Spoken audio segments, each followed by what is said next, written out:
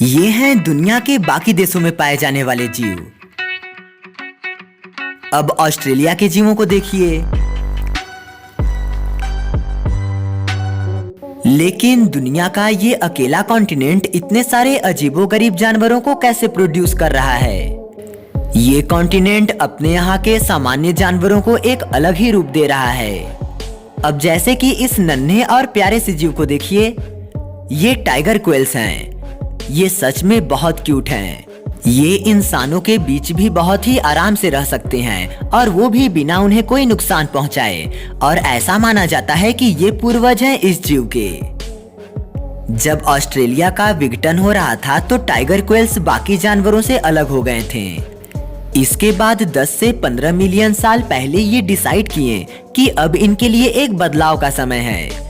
फिर ये वायलेंस का चयन किए, जिसके बाद वो खुद को इस जीव में अपग्रेड कर लिए, जिसे जाना जाता है तस्मेनियन डेविल्स के नाम से। ये अपने पहले के शरीर से 15% अधिक लंबे और 50% अधिक वजनी हो गए और एग्रेसिवनेस के मामले में तो इनका कोई जवाब ही नहीं है। मैं तो इन्हें मॉन्स्टर कहकर नहीं बुलाना चाहता, पर ऐसे कई एग्जाम्पल्स हैं जो कि इन्हें ऐसा मानने पर मजबूर करते हैं। 2012 में तस्मेनियन डेविल्स को मारी आइलैंड पर पाया गया था और ये यहाँ पर आए थे खुद को विलुप्त होने से बचाने के लिए। पर इनका डिसीजन इनके अलावा वहाँ मौजूद बाकी पेंगुइन्स के लिए अच्छा साबित नहीं हुआ, क्योंकि जब ये वहाँ अपनी तादाद बढ़ाने लगे तो ये उस जगह के सभी पेंगुइन्स को मार डालें। एक्चुअली इन्हें इतनी समझ थी ही नहीं कि इन्हें किस पेंगुइन को खाना है और किसे नहीं। ये जीव बहुत ही गुस्सैल होते हैं और जब भी कभी ये खतरा महसूस करते हैं तो ये फौरन ही अपना मुंह खोलकर आक्रामक रवैये का प्रदर्शन करते हैं। इस बीच अगर इनका प्रतिद्वंदी भाग भी जाए तो भी ये अपना गुस्सा कम नहीं कर पाते और किसी अपने से ही लड़ बैठते हैं। हालांकि एक और अजीब बात ये भी है कि ये इस तरह की लड़ाई कभी कभी मैटिंग यानी कि प्रजनन के लिए भी करते हैं। और ये सुनकर आपको कैसा लगेगा जब मैं आपको बताऊं कि ये अपने शिकार को पूरा का पूरा निगल जाते हैं। जी हाँ, अजगर की ही तरह ये किसी भी टारगेट को पूरा का पूरा ही गटक जाते हैं। इनके जबड़े काफी मात्रा में प्रेशर क्रिएट करते हैं, जिससे कि ये अपने शिकार के टुकड़े कर सकते हैं। इनका बाइट फोर्स इतना स्ट्रांग होता है कि ये हड्डियों के भी 2 टुकड़े आसानी से कर सकते हैं। पर आपको बताना चाहेंगे कि आज के तस्मानियन डेविल्स के पूर्वज इनसे भी ज्यादा खतरनाक और पावरफुल बाइट फोर्स के मालिक हुआ करते थे। इनके शिकार को मार गिराने का हंटिंग सक्सेस रेट 75% हुआ करता था। आज के तस्मानियन डेविल्स स्कैवेंजर हैं, जबकि इनके पूर्वज जो कि नॉर्थ वेस्टर्न ऑस्ट्रेलिया में रहा करते थे, ये इनसे काफी डिफरेंट थे। शुक्र है कि ये विलुप्त हो गए, वरना आज यही जीव साइज में टाइगर के बराबर होते, लेकिन आज के टाइगर से कई गुना ज्यादा खतरनाक। पर यहीं एक सवाल खड़ा होता है कि ये प्यारे से दिखने वाले जीव तस्मानियन डेविल्स नाम के राक्षस में परिवर्तित हुए कैसे। ये तभी हुआ था जब ऑस्ट्रेलिया दुनिया से अलग हो रहा था, और जब ऐसा हुआ था तब इस कॉन्टिनेंट पर कुछ गिने चुने जानवरों का ही बसेरा था, जिसमें कि सबसे खास थे मार्सुपियल्स। ये किसी बड़े भेड़िए की तरह हुआ करते थे। इसी बीच यहाँ कई और भी ऐसे जानवरों का बसेरा हो गया था, जिनके सामने ये जीव बहुत ही मासूम थे, और इसीलिए खुद को औरों से बचाने के लिए इन्हें खुद को तस्मानियन डेविल्स बनाने के अलावा और कोई ऑप्शन बचा ही नहीं था, ताकि ये ऑस्ट्रेलिया के बाकी जीवों को कंपटीशन दे पाएं।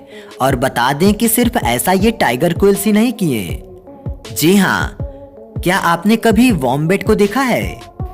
ये बहुत ही क्यूट होते हैं और छोटे भालू की तरह दिखते हैं। हजारों साल पहले ऑस्ट्रेलिया जायंट मार्सुपियल्स का घर हुआ करता था, जो कि 1000 किलो से भी अधिक वजनी होते थे। इनके पास लंबे पंजे वाले ऐसे पैर थे जो कि मुड़ नहीं सकते थे। ये धरती पर 20 मिलियन साल पहले थे और इनकी आखिरी प्रजाति 50,000 साल पहले इंसानों द्वारा शिकार किए जाने की वजह से विलुप्त हुई थी। लेकिन विलुप्त होने से पहले इस जीव की कुछ प्रजातियां खुद को नए तरह से विकसित करके खुद को बचा ली थीं, जिसमें कि इनका साइज काफी ज्यादा बड़ा था, किसी डायनासोर के बच्चे की साइज का। ये शाकाहारी थे। दोस्तों, आगे बढ़ने से पहले हमारे चैनल को सब्सक्राइब करके हमें अपना सपोर्ट जरूर देते जाइए। लेकिन ऑस्ट्रेलिया में रहने के लिए सबसे पहले इन जानवरों को तो ऑस्ट्रेलिया पहुंचना था ना। ऑस्ट्रेलिया पहले दक्षिणी महाद्वीप गोंडवाना का हिस्सा था, जिसमें कि साउथ अफ्रीका, अमेरिका, इंडिया और अंटार्कटिका भी शामिल थे। पर गोंडवाना 14 करोड़ साल पहले टूटकर विभाजित हो गया था, जिसमें कि सबसे अलग थलग अगर कोई हुआ था तो वो था ऑस्ट्रेलिया। आज से 6 करोड़ साल पहले प्लेनेट ऐसा दिखता था और 4 करोड़ साल पहले ऐसा। सभी एक दूसरे से कहीं ना कहीं से जुड़े थे, सिवाय ऑस्ट्रेलिया के, जो कि ऑस्ट्रेलिया को एक अलग ही क्लाइमेट दे दिया। उस दौरान जहां बाकी के महाद्वीपों पर अत्यधिक ठंड की वजह से जानवर अपना दम तोड़ रहे थे, वहीं ऑस्ट्रेलिया का क्लाइमेट वहां के जीवों के लिए एक सबसे सुहावने एटमॉस्फेयर की तरह था। हालांकि 1.5 करोड़ साल पहले ये कॉन्टिनेंट सूख रहा था, पर फिर भी कई ट्रॉपिकल एरिया इस महाद्वीप पर बचे हुए थे, जो कि यहाँ पर कई प्रकार के जीवों के उत्पत्ति के कारण भी बने। इसी दौरान ये कीड़ा भी यहाँ जन्म लिया, जो कि किसी सूखी टहनी पर बिल्कुल तिनके के समान ही छिपा रहता था। ऑस्ट्रेलिया में इस कीड़े की तकरीबन 150 से अधिक प्रजातियां पाई जाती हैं। उस वक्त ये कीड़ा कुछ ऐसा दिखाई देता था और आज ये कुछ ऐसा दिखाई देता है। 1 इंच का ये कीड़ा बड़ा ही अनोखा है, जिसमें कि फीमेल की बॉडी मेल के कंपैरिजन में अधिक बड़ी होती है और साथ ही पंख भी होते हैं, पर क्योंकि वो छोटे होते हैं इसलिए ये उड़ नहीं सकती। जरा इमेजिन कीजिए एक क्रिएचर को जो 8 इंच लंबा हो और उसके पैर और चेहरे पर कांटे हो और साथ ही उसके सिर के पीछे एक स्पाइन का गुच्छा हो। इनमें मेल और फीमेल दोनों ही खतरा महसूस होने पर कुछ इस तरह के पोस्चर में आ जाते हैं, जिसमें कि ये देखने में किसी बिच्छू की तरह लगते हैं।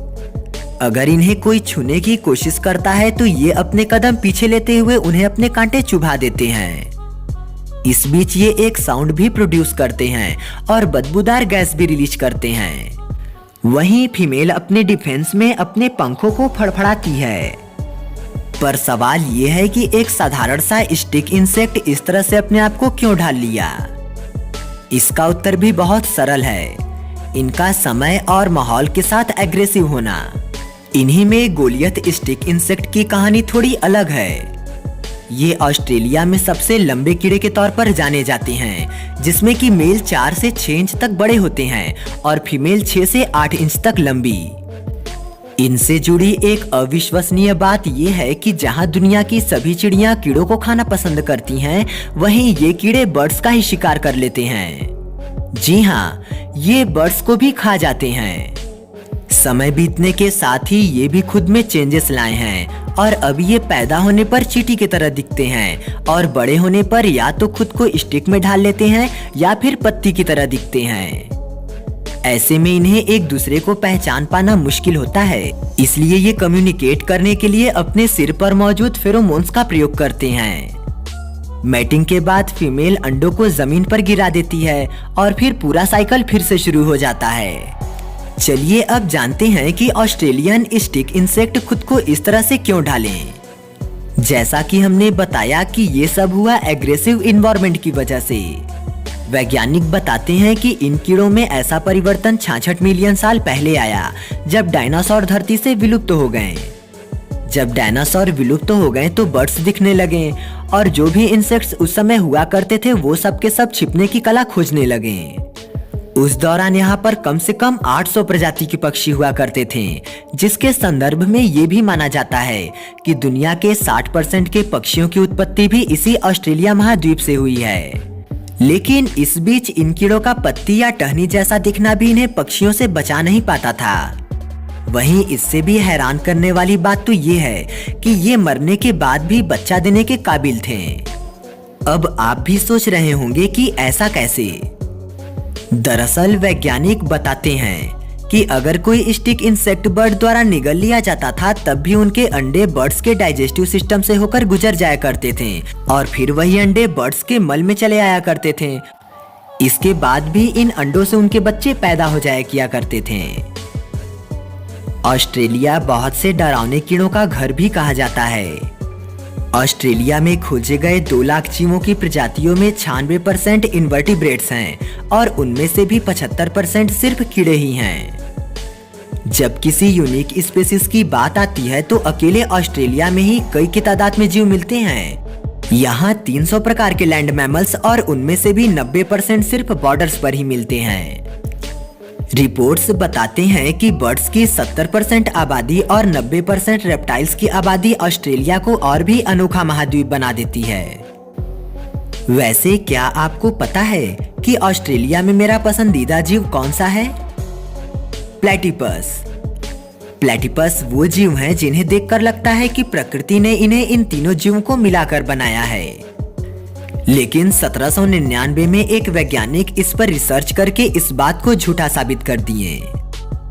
क्या आपको पता है कि किस देश में सबसे जहरीले जानवर रहते हैं? नहीं, ऑस्ट्रेलिया में नहीं। इनमें सबसे टॉप पर है मैक्सिको, जहां पर 80 जहरीली प्रजातियां हैं। इसके बाद 79 स्पीशीज के साथ दूसरे नंबर पर है ब्राजील, जबकि ऑस्ट्रेलिया के पास सिर्फ 66 जहरीली प्रजातियां हैं। जहरीले जानवर कोल्ड ब्लडेड एनिमल होते हैं, जैसे कि सांप, मकड़ियां और जेलीफिश जैसे जीव। ऑस्ट्रेलिया का ड्राई क्लाइमेट इन जीवों के जहर बनाने की क्रिया में काफी मददगार साबित होता है। क्या आपको ये पता है कि बदलता हुआ क्लाइमेट न सिर्फ जानवरों के लिए बल्कि यहाँ के पेड़ पौधों को भी जहरीला बनाने के लिए सहायक साबित हुआ? कुछ पौधों के चुभन तो ऐसे भी होते हैं जिनका दर्द आपको हफ्तों तक झेलना पड़ सकता है, जिसमें से एक पौधा ये है जो कि यहाँ मौजूद जहरीली मकड़ी के बराबर ही वेनम प्रोड्यूस करता है। दरअसल इन पौधों के ऊपर नुकीले कांटे होते हैं जो कि ह्यूमन स्किन के कांटेक्ट में आते ही उनमें धंस जाते हैं और अपना वेनम इंजेक्ट कर देते हैं, जिसकी वजह से इसे जीता जागता जहरीला जानवर भी कहा जाए तो भी ये गलत नहीं होगा। अगर आप ऑस्ट्रेलिया के लोगों से वहाँ के सबसे खतरनाक जीव के बारे में पूछेंगे तो हो सकता है कि कोई सांप का नाम ले, कोई मकड़ी या शार्क का, या कोई जेलीफिश या फिर ऑक्टोपस का नाम ले। पर असल में इस लिस्ट में कोई टॉप पर अगर है तो वो है मधुमक्खियां। यकीनन आप चौंक गए होंगे। 1882 में ये छोटे जीव हर साल करीब 4 से 5 लोगों की जान ले लिया करते थे, पर सन 2000 से लेकर 2023 यानी कि इन 13 सालों में मधुमक्खियों ने करीब 42,000 लोगों की जान अकेले ही ले डाली और कई को तो लकवा मार गया। मधुमक्खियों द्वारा इतने लोगों का मरना वाकई में बहुत हैरानी की बात हो गई थी, क्योंकि हॉस्पिटल जाने की नौबत सिर्फ सांप या मकड़ी के काटने पर ही आती है। एक मिनट, ये क्या है? कुछ साल पहले एक आदमी 911 पर कॉल करता है और एम्बुलेंस बुलाता है क्योंकि उसके शरीर से खून बह रहा था, और ये सब किया था एक बर्ड ने। कल्पना कीजिए एक 130 पाउंड के डायनासोर की, जिसके पंजे जानलेवा हैं और वो 5 फीट की ऊंचाई तक जंप लगा सकता है। इसमें कोई शक नहीं कि जू कीपर्स इनके सामने शील्ड का प्रयोग करते होंगे, पर कैसोवेरी नाम के इस दैत्याकार पक्षी से बचने के लिए कभी कभी ये शील्ड भी काम नहीं आते। ये बर्ड्स न ही सिर्फ दौड़ सकते हैं बल्कि ये 31 मील पर आवर की स्पीड भी हासिल कर सकते हैं, वो भी घने जंगल में। साथ ही ये एक अच्छे तैराक भी होते हैं जो कि नदियों को भी पार कर सकते हैं और समुद्र में भी तैर सकते हैं। ये ओमनीवरस होते हैं। ये खाने को लेकर ज्यादा चॉइस भी नहीं रखते और वो हर चीज को खा जाते हैं जो कि इनके मुंह में फिट हो जाए। ये काफी पुराना पक्षी है जो कि उड़ने वाले डायनासोर्स के समय के बाद आया था, और इनका काफी कैरेक्टर डायनासोर से मिलता जुलता भी है, जैसे कि इनके पैर और रेस्पिरेटरी सिस्टम। वैज्ञानिक को कुछ साल पहले एक डायनासोर का कंकाल मिला था जो कि काफी हद तक इसी पक्षी के जैसा मिलता जुलता है। कई तो ऐसा भी मानते हैं कि वो डायनासोर्स ऑस्ट्रेलिया में ही फंस गए थे और समय के बीतने के साथ साथ उन्होंने खुद को कैसोवेरी में ढाल लिया। लेकिन फिर कैसोवेरी खुद को बदलने से इनकार क्यों कर दिए?